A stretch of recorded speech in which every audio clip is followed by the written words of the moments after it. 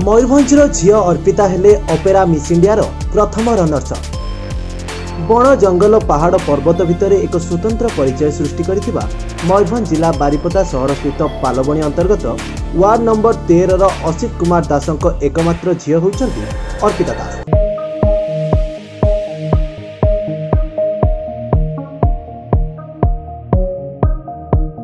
Arpita opera miss India प्रथम runners up भाव पुरस्कृत होइछंती।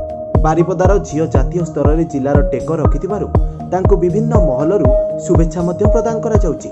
राधा स्थित श्रीरामचंद्र डिग्री कॉलेज रे युक्त 3 कलार प्रथम वर्षर छात्री सी पाठपढ़ा सहित ओडिसी छौ एवं मॉडर्न रे से पारंगम अटंती। विभिन्न सांस्कृतिक कार्यक्रम रे भाग नेबा सहित विभिन्न अनुष्ठान द्वारा से पुरस्कृत मध्य होइचंती। निजर दक्षता बल रे अंतर्जातिक स्तर रे हेउतिबा ऑपेरा मिस इंडिया 2020 मसिया रे ओडिशा रे सेमीफाइनाल रे उत्तीर्ण होई ग्रांड फाइनाल रे टॉप 30 जन प्रतियोगी मध्य स्थान पाइछंती से। तेबे रविवार दिन ऑनलाइन माध्यम रे ऑपेरा मिस इंडिया रो होइतिबा ग्रांड फाइनाल रे अर्पिता प्रथम रनर्स अप भावे उत्तीर्ण होई विजय मुकुट पिंधिछंती। तेबे एथिपई से जोरदार प्रस्तुत हेउतिले बोली कहिछंती।